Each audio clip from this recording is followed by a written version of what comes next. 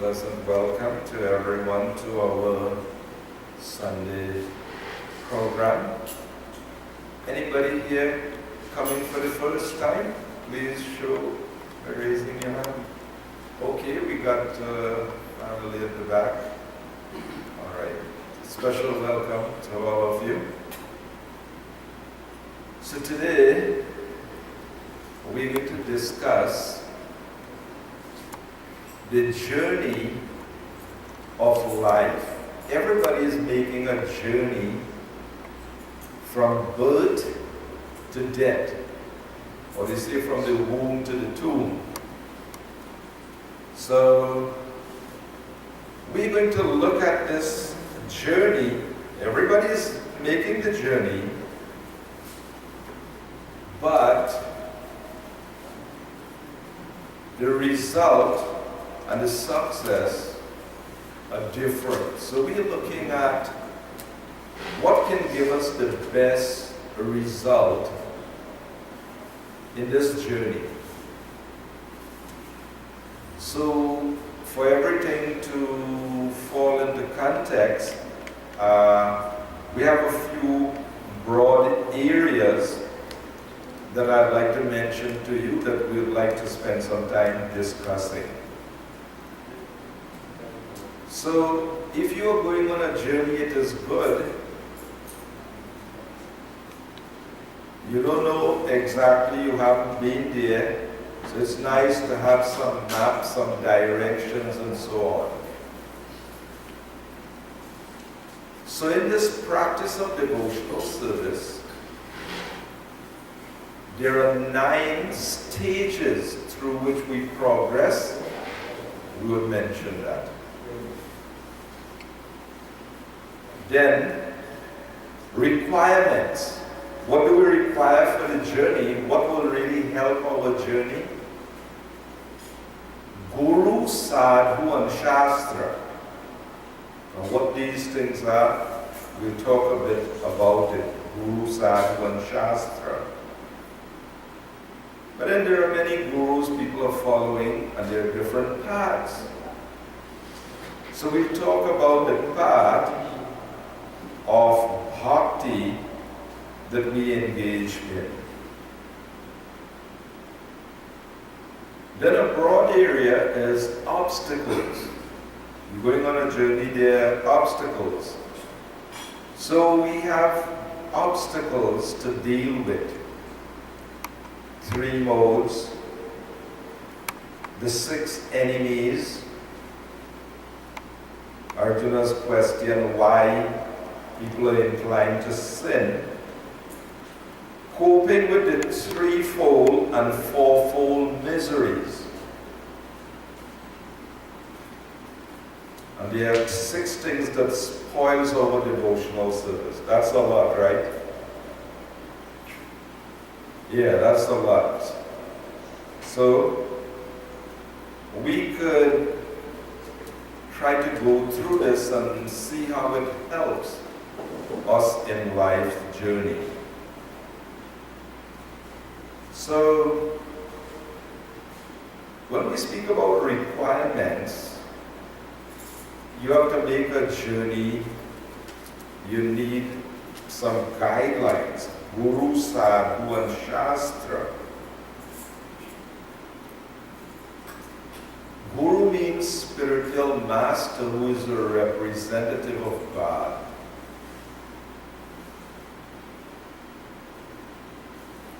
Sadhus refer to saintly persons in the past who lived by this path. So we're following a Guru and Acharya, a representative of God. But he is following previous acharyas who were sadhus, and then there are present saintly persons who are following these teachings also. And it's all, whatever we are doing, it's based on Shastra, scripture. But scriptures are variegated. So just to be broad about it, when we say scriptures are variegated, we're just being broad. Scriptures deal with prayers or the immediate necessities of life. People want to get things for success in this life. They want to become wealthy, healthy, different things, and they may follow religious scriptures to get their success. Prayers. But then there is Shreyas, the ultimate goal. So there are immediate goals, and then there is the ultimate goal. And not everybody, maybe the immediate goals people want eating, sleeping, mating, and defending to the best degree, that's common. Everybody. But the ultimate goal, not everybody are clear about it. So it's important to understand from the Shastra that all the things that we get in this world, it's temporary, but we, the souls, are eternal. Everyone, they want permanent happiness. Permanent. People use that term on the job also. They're working for years and then they say, I'm permanent now. True? No, in this world there's nothing permanent. So, but we desire permanent happiness. And that's natural, because the soul is eternal. The desire to be eternally happy, that's natural. But it's just not going to take place in this body, in this environment. So the scriptures teach us that this immediate, whatever we are going through here, we'll have to exit from this. So the scriptures teaches us about the eternal world, the spiritual world, the kingdom of God. That's the ultimate. So we got the immediate here, and if you don't strive for the ultimate, you're going to end up with an intermediate. Meaning when you give up this life, this present situation, there's a default situation, you're going to end up in another body, in another life. So mind you, take care. We may not know about that, but that will be another similar situation to this, better or lesser. So, striving for that spirit, that eternal destination is important. So, the path of devotional service, broadly speaking, soul is eternal, God is eternal, and we have an eternal relationship. So we're going to look a bit about how this is supposed to be relevant. We're talking about the Guru, Sadhu, and Shastra. So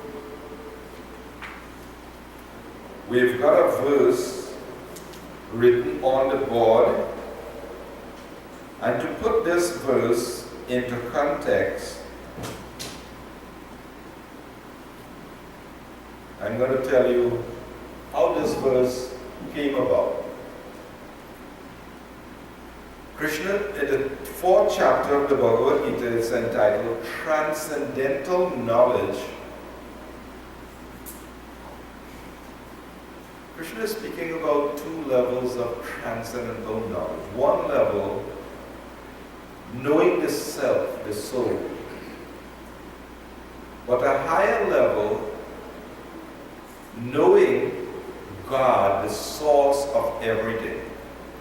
So towards the beginning of the chapter, Krishna says to Arjuna, Saivayam mayate yoga prokta puratana abdo sime sakha cheti rahasyam yetat uttamam. That science of the soul and its relationship with the Supreme, it is told today by me to you, because bhakto sime sakhajiti, because you're my devotee and my friend, therefore you can understand the transcendental mystery of this science. It's not something that you could easily understand. You have to enter into a relationship with the Lord to understand. So how you know the truth about these things? 4:34, we're leading up to the verse in the book, Lord. In 4:34, Krishna tells Arjuna that you just try to learn the truth by approaching a spiritual master guru. You have to be prepared to submit. He says you inquire from him submissively and you render service unto him. Sevaya. Not just putting up a lot of questions without feeling any obligation to submit or serve. Once somebody was just asking a whole bunch of questions to Srila Prabhupada. Srila Prabhupada said, I'm not an answering machine. He's not obliged to just, answer somebody, you have a whole bunch of questions. When you approach the spiritual master, there has to be some submission and service attitude.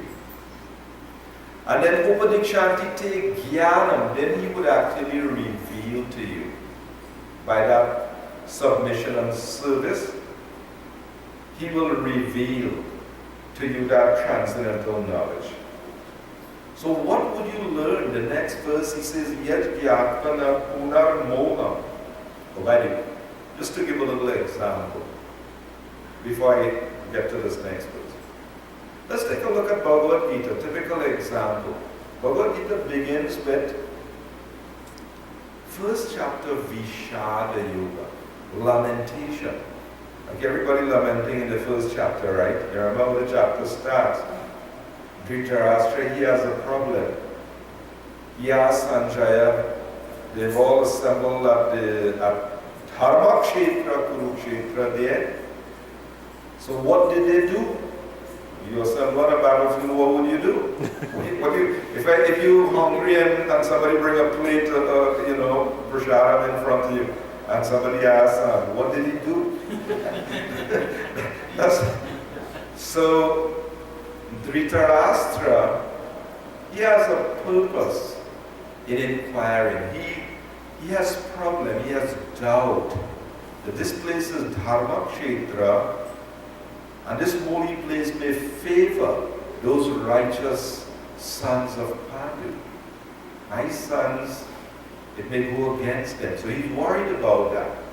Then Duryodhan, seeing that army, vast army arrayed by Drishtadyumna, he has a problem also, and he goes across to the commander and with all his diplomacy and so on, trying to get the best out of the situation.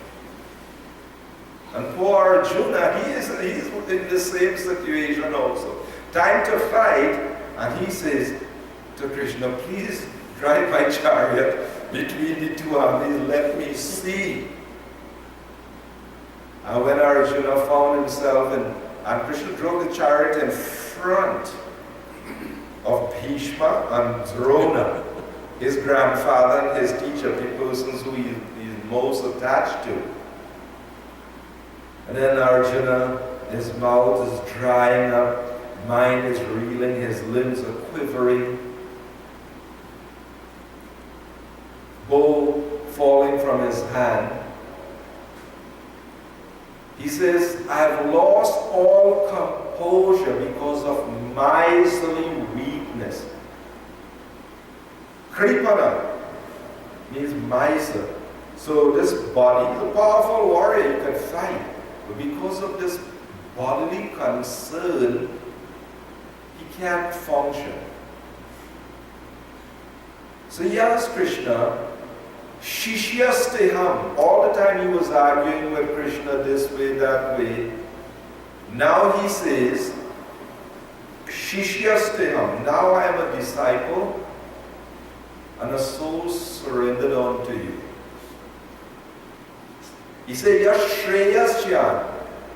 We said there are two goals in life. Prayas, immediate necessity, and Shreyas, the ultimate. Arjuna didn't just want some little stopgap thing. He said, even if I win an unrivaled kingdom with sovereignty like the devas in heaven, I won't be happy with that. It's important to note that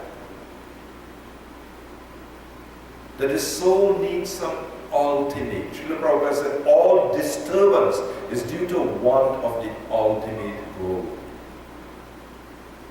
These immediate necessities, they're not going to.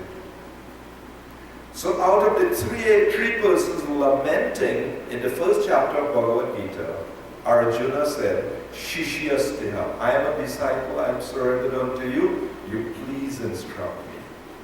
So that example is very important for us.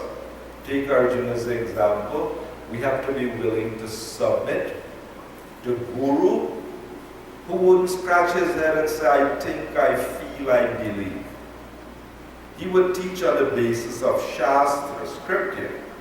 Well, as we said before, Scriptures teach immediate things.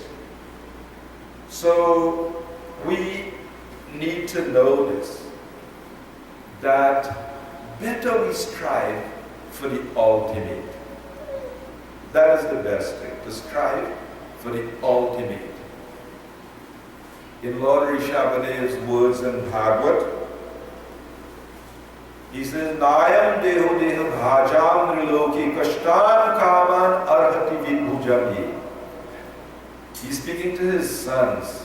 And he says, my dear boys, of all the souls that have received material bodies in this world, the ones that have human form, they shouldn't just labor every day just like the vidbhujas, the hogs and the dogs that eat stool. What should they do? He says, tapo divya. They should be willing to perform some tapasya, some penance. It's like in material life, people would say, no pain, no gain. You want to be successful, you have to be willing to make some sacrifice. So here Lord Rishabhadev says, you should be willing to perform some divine austerity for shuddhi, for cleansing, purifying the consciousness, and that will bring Brahma Sukha, spiritual happiness to Anantam, that is unending. That is eternal. So from the very beginning of life, Prahlad, he says, Kumara Macharit Pragya. From Kumara, beginning, 4 or 5 years when education begins, he says the person who is Pragya, sufficiently intelligent. Dharman Bhagavataniha. You should take up Bhagavad Dharma. Sanatan Dharma means Bhagavad Dharma. Bhakti to Bhagavan. Bhaktas engage in bhakti to Bhagavan, that's called Sanatan Dharma. Everything else is superfluous and concocted. When the soul is in a conditioned state, then he identifies in so many situations this dharma, that dharma, all kinds of duties, this religion, that religion, but factually speaking, there is only one religion. All souls are eternal, and God is eternal, and they have an eternal relationship. So bhaktas engage in bhakti to Bhagavan, that's the Sanatan Dharma.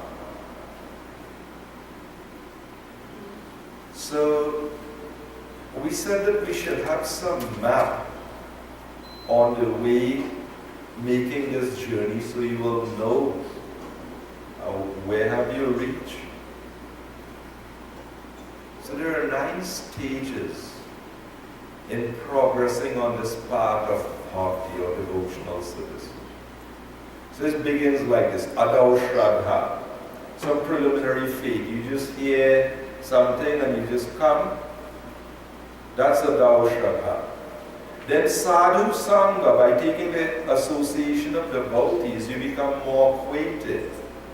Then Bhajana Kriya, it involves taking vows, taking initiation, adopting the various practices.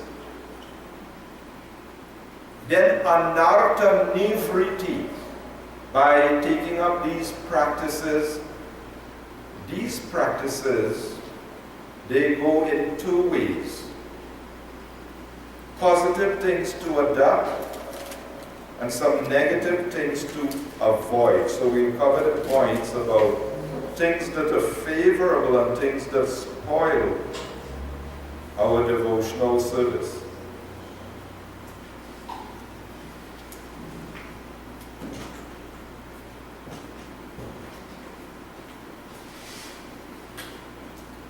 Okay, so these are the things that spoil one's practice of devotional service.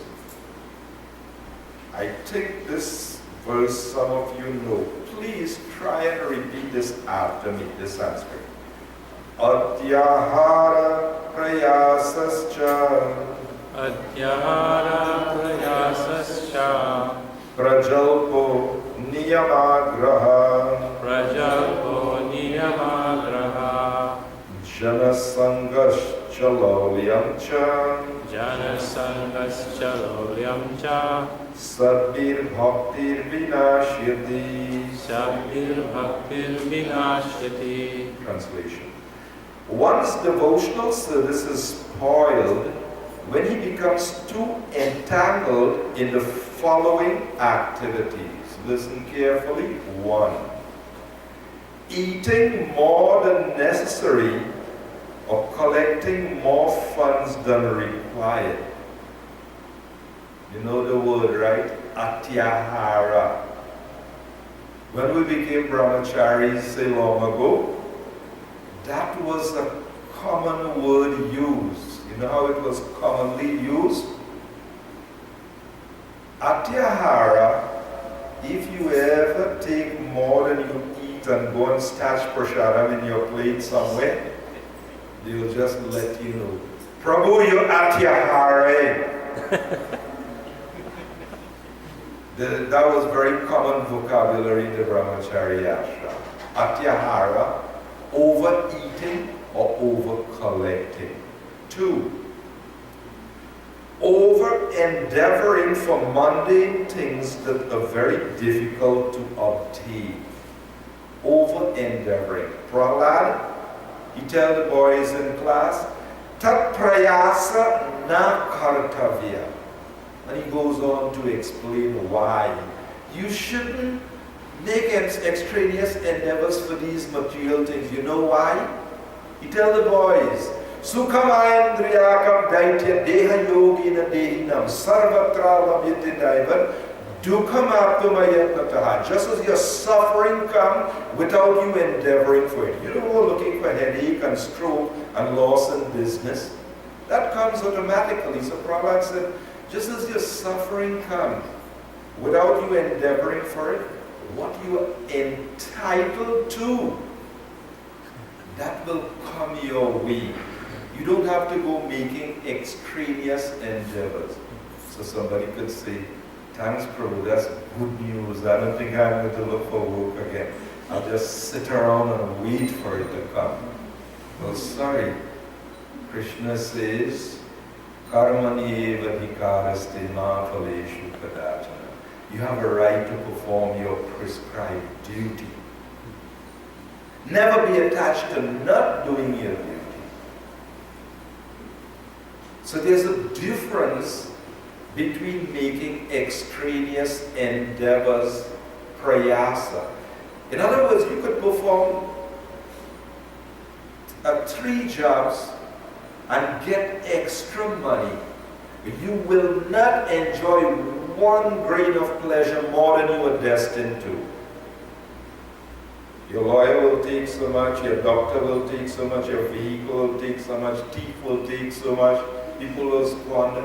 You will not enjoy more than you are destined to. So Prahlad's point is, everybody, they have a certain amount stored up from their previous life, whatever, and that will come your way.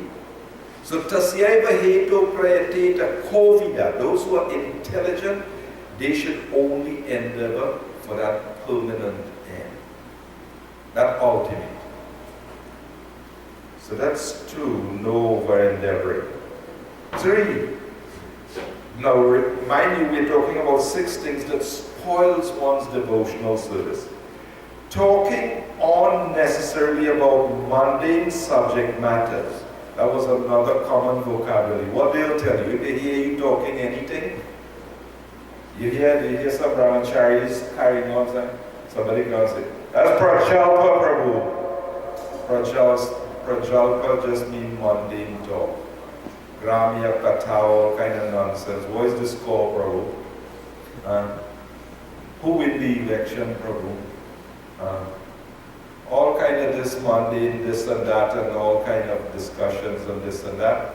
So these things, these mundane subject matters being absorbed in them, they spoil our devotional service. 4, practicing the scriptural rules and regulations only for the sake of following them, and not for the sake of spiritual advancement, or rejecting the rules and regulations of the scriptures and working independently or whimsically.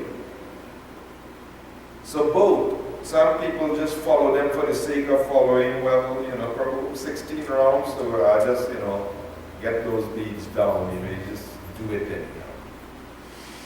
You just do it for the sake of doing it, not for the sake of making spiritual advancement, or neglecting the rules. Niyamagraha. So, 5, associating with worldly-minded persons who are not interested in Krishna consciousness. When Chaitanya Mahaprabhu was asked, who is the devotee? He didn't say, well, he wears dhoti, he wears tilak, he does this, he does. Chaitanya Mahaprabhu said, Asat Sangha Tyaga. Asat Sangha Tyaga. He gives up the company of non-devotees. You have to be careful in what you understand by that. Does mean don't go and sit down in a taxi to travel with someone.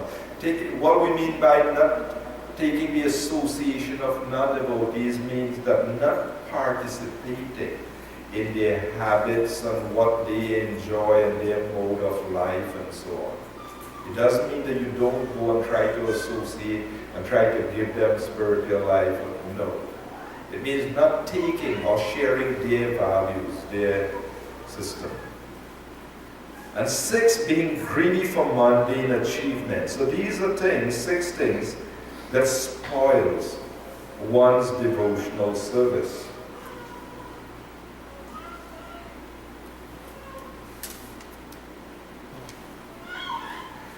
So anyway, we were talking about the 9 stages. So when you engage in the process, there will be anartha nivriti.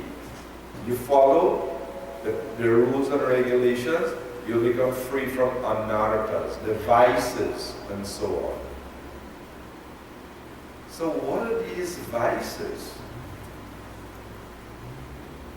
Generally you would hear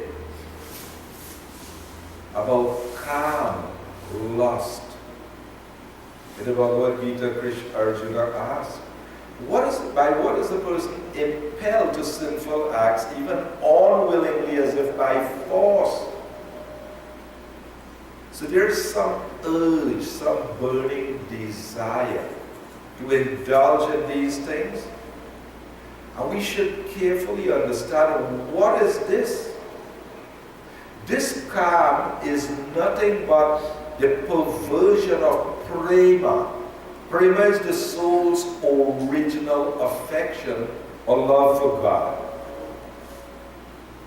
So Krishna says, when the souls come in contact with the material nature, then this prema becomes transformed into calm. And then he says, Dushparena Nalena Chaita is never satisfied and it burns like fire. It's like somebody had this urge for taking intoxication. So even though they take intoxication, but the desire simply becomes inflamed and it increases more and more. So Krishna says that this is the real enemy of all souls of this world. So if you have an enemy, you need to know where the enemy is situated.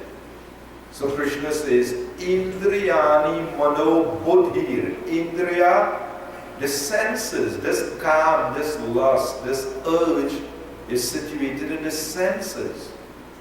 The mind, and it has taken over the intellect also, the rationalizing, the reasoning faculty. Lust in the intelligence makes you, or lust will tell you, well, it's not a big deal. Big persons like Lord Brahman, Indra, and this one and that one deviate. So who are you? That's not a big thing. So try to justify. So the lust has taken over these departments. So Krishna says, curb this great symbol of sin, lust, by regulating the senses. Niyama. Yoga practice begins with controlling the senses and the mind. There's no question of yoga practice without controlling senses and mind. So when we're talking about progressing towards the goal, these are like really big challenges. We have these different desires, gross desires, subtle desires. So to deal with these things in an appropriate way, it requires guidance.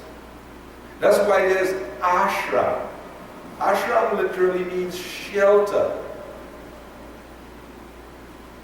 In other words, there are people who can just leave out there and just move in into the ashram, and immediately you give up everything you were doing there and you adopt these practices. It just took me 1 week. I knew about Hare Krishna by reading Bhagavad Gita for 1 week. I never knew about the people Hare Krishna. I read the book for 1 week, and after 1 week, I saw a person on the street with the book, and I went to him. And the next day, I came into the ashram, and that was the end of everything that I was doing. No more cracking of bone. No cracking of another bone. Huh? Can you imagine that?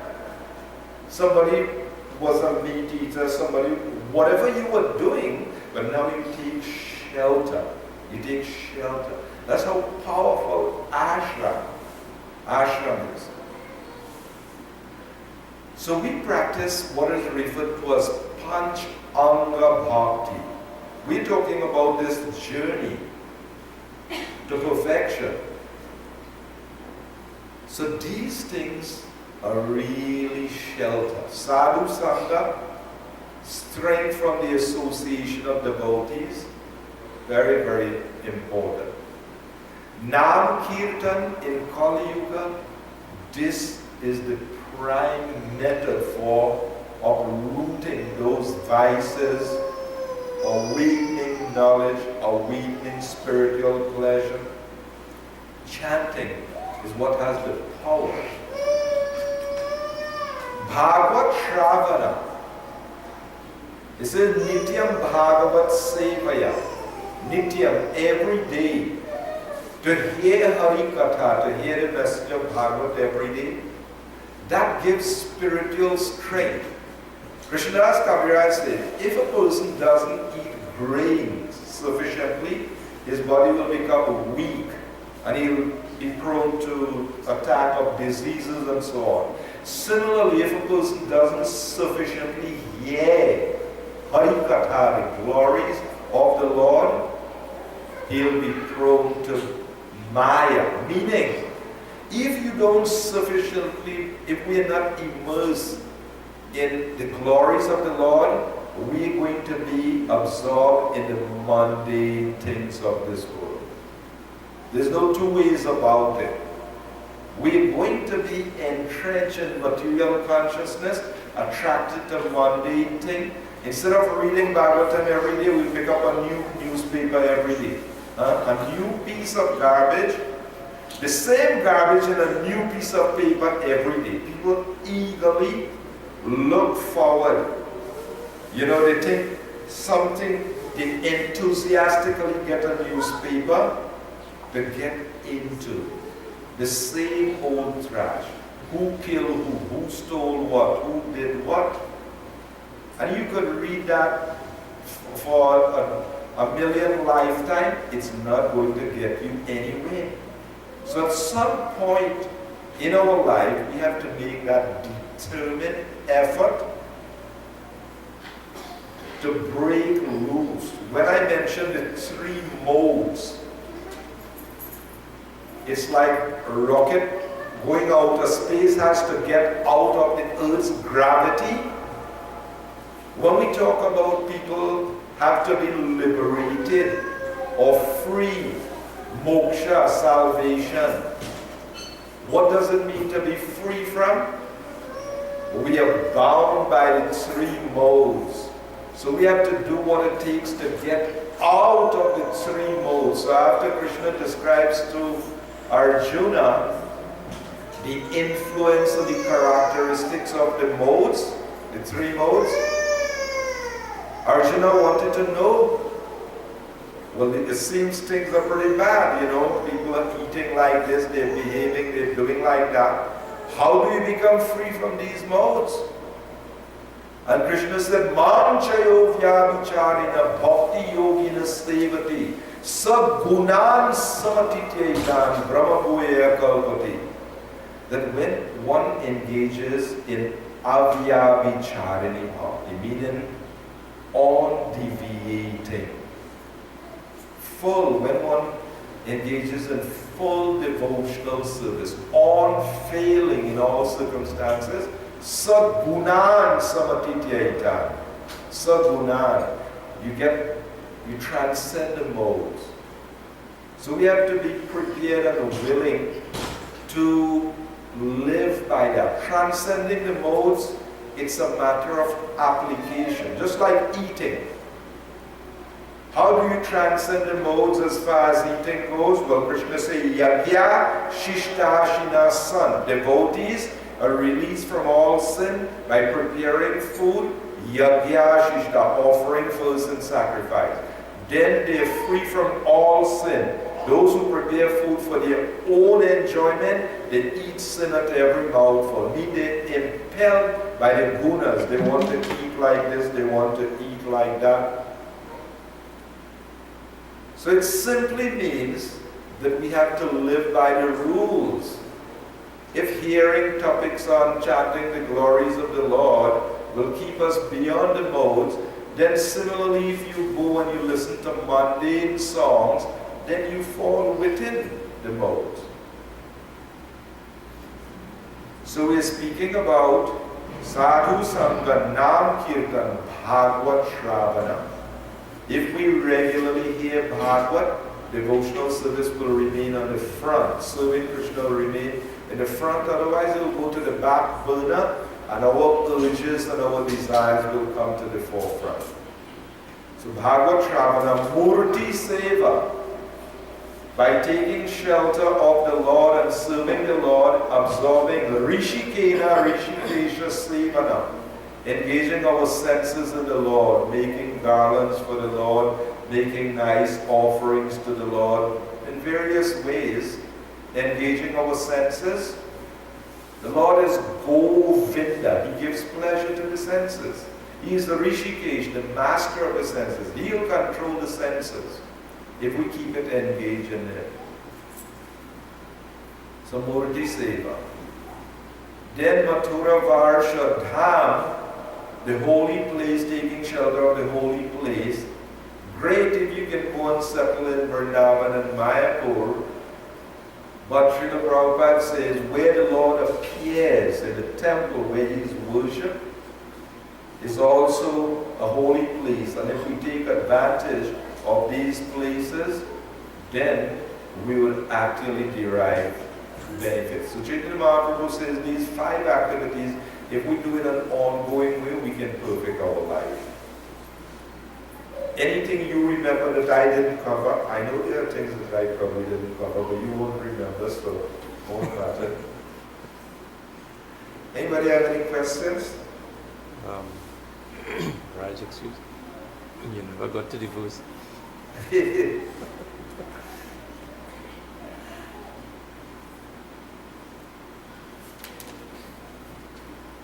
Thanks to Rajarsi Prabhu.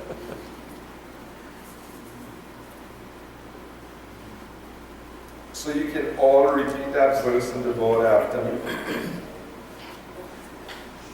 Api chedasi papibhya sarvibhya papakritamah sarvam jnana plavinaiva Vrijinam santareshyasi. Even if you are considered to be the most sinful of all sinners, when you are situated in the boat of transcendental knowledge, you will be able to cross over the ocean of miseries. Now the previous verse was where Krishna told Arjuna, having obtained real knowledge from the Guru, the self-realized soul, you will never fall again into such illusion. For by this knowledge, you will see that all living beings are but part of the Supreme, or in other words, that they are mine. In other words, Arjuna was concerned about Bhishma and Drona and cousins. But Krishna says, when you approach Guru and you hear the truth, you will never fall again into this illusion as you are in Arjuna, because you will know that all beings are but part of me, or in other words, they are mine. So Srila Prabhupada says in this verse, in this purport, perfect knowledge of self and super self and of their relationship is compared herein to fire. This fire not only burns up all reactions to impious activities, but also all reaction to pious activities, turning them to ashes. So what we're talking about is when you approach the Guru and you understand that the soul is Nitya Krishna Das, eternal servant of Krishna. Then, when Krishna says that you just surrender unto me, Aham Tvam Sarva Pap, I'll free you from all sin, Ma Shuchaha, have no fear. So it says that even if you are considered to be the most sinful of all sinners, when you are situated in this transcendental knowledge, which means to know your swarup, your constitutional position or your sanatan dharma, when you know that, it's not just a matter of theoretical knowledge, it's a matter of acting. Prabhupada said, Gyan means to know what is body and soul, what is matter and spirit. But Vigyan means to know the origin of both. Vigyan means to know I am Nitya Krishna Das, I am eternal servant of Krishna. So Jeev Krishna Das e Vishwas Korle Tuar Dukhanai. If you act in that position, all your suffering will go away. So this verse is to shed some light on the journey. That if we know the truth, if we know ourselves and our relationship with the Supreme, then we'll be able to perfect our life. But if a person is living his life, but he doesn't know his identity, he doesn't know the Supreme and his relationship with the Supreme, then every action will produce a reaction, making life miserable. Okay? So we got that. Anybody, anything else? This verse was actually verse 37. You read 36. This verse is 37. You read 36. Why read 36? Yeah.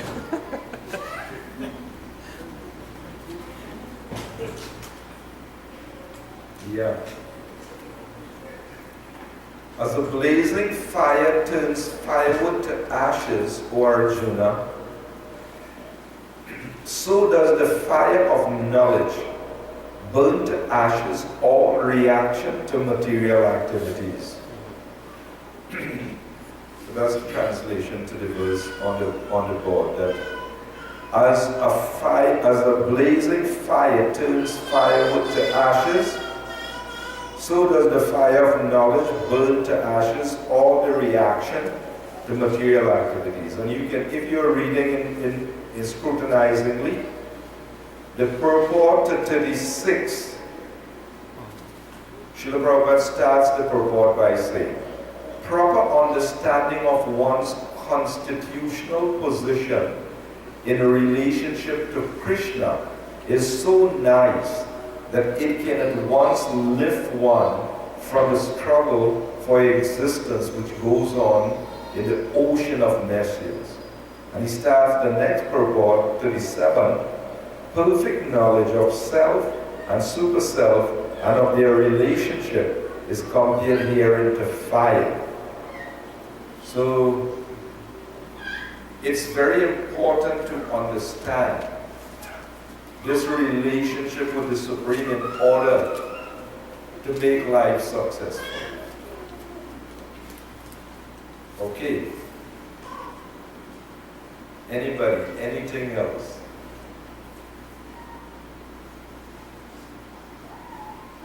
Maybe we give a little too much today. We didn't leave room for anything more.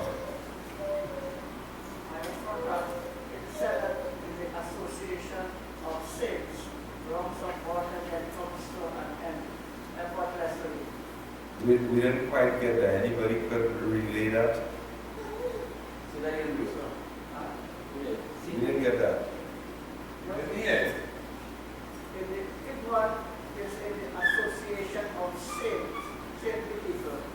God and death comes to an end effortlessly. Right, yeah. Was a comment, right?